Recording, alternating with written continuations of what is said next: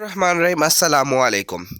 Chirality या chiral compound हम किसे कहते हैं, इससे पहले वाले लेक्चर में मैंने स्टीरियो केमिस्ट्री का इंट्रोडक्शन और उसके साथ ऑप्टिकल एक्टिविटी जिसमें हमने डी और एल नोटेशन को जो है वो किस तरीके से असाइन करते हैं वो चीज़ पढ़ी थी। अब हम पढ़ेंगे कायरल। कायरल क्या होता है? बेसिकली जो वर्ड कायरल है ये ग्रीक वर्ड कायर से निकला है जिसका मतलब होता है हैंड। और ये जो the word chiral is used for those object which have right handed और लेफ्ट हैंडेड फॉर्म के ऐसे जो है वो ऑब्जेक्ट जिनको हम राइट हैंडली या लेफ्ट हैंडली जो है वो उनके स्ट्रक्चर को एक्सप्लेन कर सके, उसे हम क्या कह देते हैं कि ये वाला जो कंपाउंड है हमारे पास ये कायरल है। या an object which is not super imposable upon its mirror image is called chiral. और ऐसा ऑब्जेक्ट जो अपने मिरर इमेज पर सुपर इम्पोजेबल ना हो उसे हम कह देते हैं कि ये कायरल है। अब देखें यहाँ पे हमारे पास एक ऑर्गेनिक कंपाउंड की मिसाल दी गई है। अब ये वाली इसकी जो है वो यूं कह ले कि हमारे पास ये लेफ्ट हैंडेड फॉर्म है, ये वाली, ठीक है, ये लेफ्ट हैंडेड है और ये वाला राइट हैंडेड है। अब सुपर इम्पोजेबल से मुराद ये है कि देखें कि अगर हम इसी हाथ को इस हाथ के ऊपर रखें तो क्या ये सारी फिंगर्स एक दूसरे के ऊपर आ जाएगी? मतलब ये छोटी वाली फिंगर क्या छोटी के ऊपर आएगी? अगर हम इस हाथ को ऐसे रखते हैं तो ये वाली फिंगर जो है वो इधर आएगी, ये वाली फिंगर जो है वो इधर आएगी और ये वाली फिंगर इधर आएगी और इसी तरीके से ये वाली इधर और लास्ट वन जो है वो यहाँ पे पहुँचेगी, ठीक है। तो इसका मतलब ये है कि ये जो इमेज है ये सुपर इम्पोजेबल नहीं है। सुपर इम्पोजेबल ऐसे इमेज को कहते हैं कि जैसा कि अगर हम कहें कि अगर ये वाली फिंगर इसके आती, ये वाले इसके ऊपर आती, ये वाली इसके ऊपर आती, मतलब आइडेंटिकल फिंगर्स एक दूसरे के ऊपर आती, तो हम इसको कहते हैं कि ये सुपर इम्पोजेबल है। लेकिन ये वाला इमेज सुपर इम्पोजेबल नहीं है, क्योंकि जब हम ये देखें ये इमेज ये इसकी जो है लेफ्ट साइड लेफ्ट फॉर्म और ये वाला राइट, अगर हम इस आर को इधर रखते हैं तो ये आर इस एच तक चला जाएगा, ये सी डब्ल्यू एच यहाँ पे आएगा, ये एन एच टू यहाँ पे आएगा और ये वाला एच इस आर के ऊपर जो है वो हमें दिखाई देगा। तो ऐसे कंपाउंड को हम क्या कह देंगे कि ये वाला कंपाउंड है कायरल कंपाउंड है। और ये वाला जो कार्बन है इसे हम कहेंगे कायरल कार्बन, ठीक है। दूसरी बात, ए कायरल क्या होता है? Object and molecule which are superimposable on their mirror image is chiral. जैसा कि अब आप ये देखें कि ये बटरफ्लाई है और ये बटरफ्लाई का जब यहाँ पे हम मिरर रखते हैं, मतलब ये वाली इसकी लेफ्ट फॉर्म है, ये वाली इसकी राइट फॉर्म है, तो क्या अगर हम इस बटरफ्लाई के स्ट्रक्चर को उठाकर इधर बटरफ्लाई के ऊपर रखते हैं तो आप देखते हैं ये वाली चीज़ इधर आएगी और ये वाली चीज़ इधर आएगी और ये वाला सेंटर इसके ऊपर है, लेकिन इमेज जो है वो हमारे पास ऐसा ही रहेगा, इमेज चेंज नहीं होगा। तो इसका मतलब है कि ये वाले जो एक दूसरे के जो इमेज हैं ये एक दूसरे के ऊपर सुपर है इम्पोजिबल है। A chiral molecule has internal plane of symmetry, इसका अपना इंटरनल प्लेन ऑफ सिमेट्री आएगा। प्लेन ऑफ सिमेट्री का भी लेक्चर जो है वो इंशाल्लाह जल्द ही यहाँ पे डिस्कस होगा और ये अपलोडेड होगा, आप प्लेलिस्ट में जो है वो स्टीरियो केमिस्ट्री वाले चैप्टर में आप चेक कर लीजिएगा कि वो वाला लेक्चर यहाँ पे मौजूद है सिमेट्री के मतलब। A hypothetical plane which bisect an object और molecule into mirror reflection half.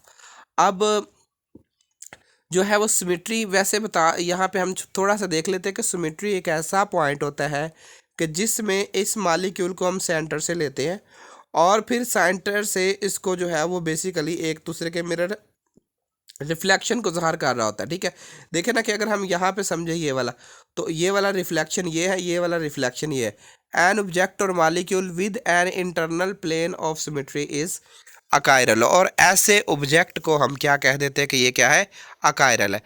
A symmetric centre and chiral centre. देखें ए सिमेट्रिक सेंटर भी हम उसी को कहते हैं जो कायरल सेंटर। जैसा कि यहाँ पे कार्बन है, इसके एक तरफ ए टाइप मॉलिक्यूल है, दूसरी तरफ बी टाइप मॉलिक्यूल है, नीचे इसके सी टाइप मॉलिक्यूल आ गए और इधर जो है वो डी टाइप मॉलिक्यूल आ गए।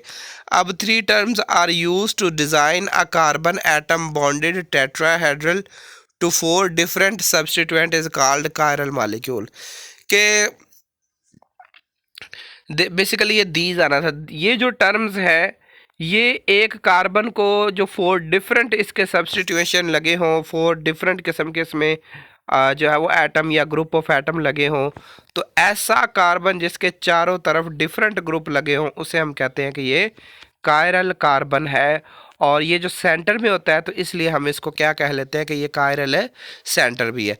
अब एसिमेट्रिक और कायरल दोनों एक ही नाम है, ठीक है। अगर हम किसी को कायरल कहते हैं तो भी इसका मतलब यही होता है कि इस जो हमारे पास जो सेंटर है उसमें चारों तरफ जो है वो डिफरेंट किस्म के एटम्स लगे हैं।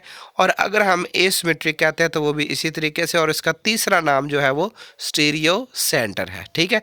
तो ये टोटल जो है वो हमारे पास 3 टर्म आ गई हैं। अब देखें कि ये वाला कायरल है या नहीं। देखें ये कार्बन है, एक तरफ इसके क्लोरीन लगी है, दूसरी तरफ ब्रोमीन, तीसरी तरफ CH3 और एक तरफ H। तो हम देख रहे हैं कि चारों तरफ डिफरेंट किस्म के कंपाउंड लगे हैं, तो बेसिकली ये कायरल है।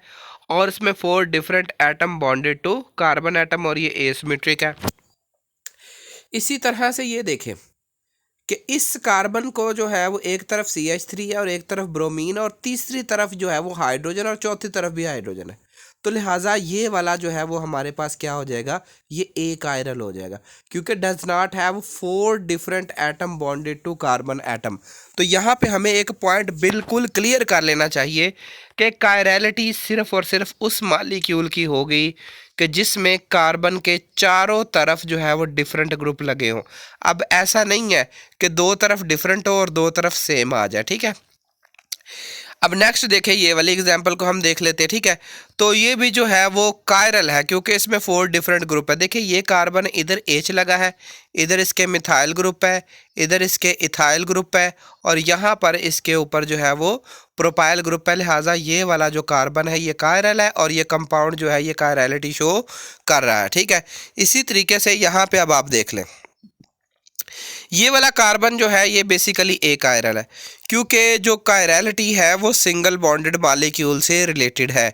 यहाँ पर कार्बन के 2 डबल बॉन्ड, मतलब कार्बन का एक डबल बॉन्ड आ गया, क्योंकि कायरलिटी में हमने पीछे डेफिनेशन में भी पढ़ा है कि 4 जो है वो डिफरेंट ग्रुप हों, यहाँ पे 3 है, क्योंकि तीसरे के साथ तो कार्बन का डबल बॉन्ड है। लिहाजा इसको हम ए कायरल ही काउंट करेंगे, बेशक तीनों ग्रुप जो है वो डिफरेंट है।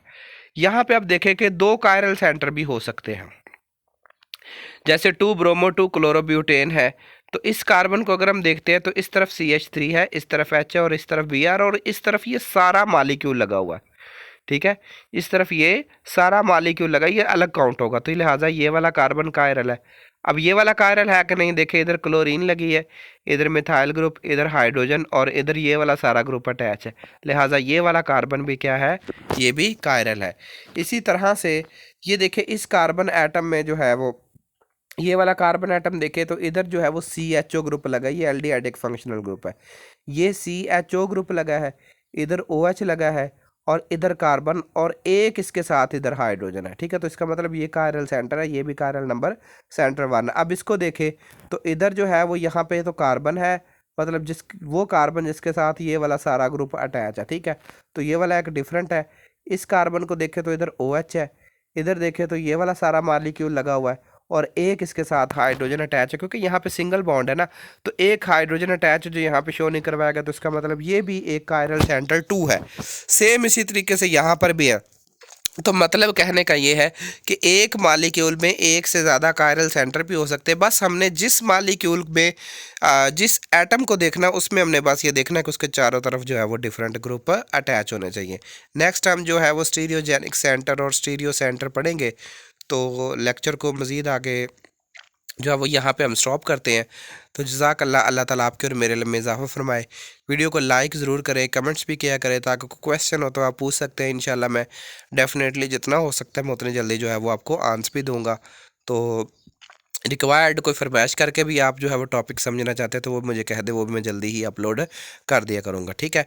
तो जज़ाक अल्लाह, अल्लाह ताला आपके और मेरे इल्म में इजाफ़ा फरमाए।